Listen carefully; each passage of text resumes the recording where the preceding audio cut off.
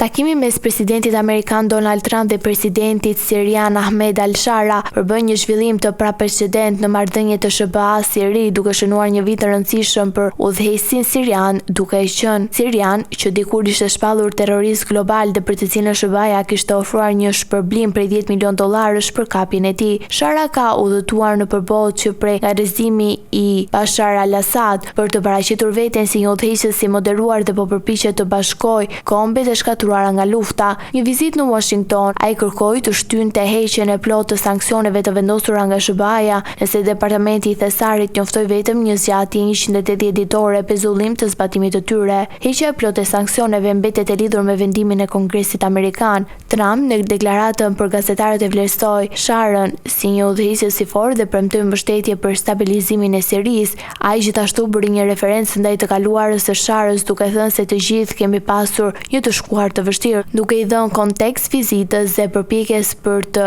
rehabilituar figurën e tij ndërkombëtare. Takimi u zhvillua pas spektakël mediatik. Shara hyri në një derë anësore dhe u takua me Trumpin pas zyreve të mbyllura në një situatë të pazakontë për pritje të zakonshme që u rezervojnë figurave të huaja të larta. Kjo tregon djeshmërinë në delikatesën e marrëdhënieve mes SBA-s dhe Sirisë pas viteve të konfliktit dhe izolimit politik. Ky takim dhe momëndjet e paralajmëruara mund të shënojë një pikë kthese për Sirinë, ndërsa bota ndjek me vëmendje përpjekje për stabilizim dhe integrim ndërkombëtar të vendit të shkatruar nga lufta.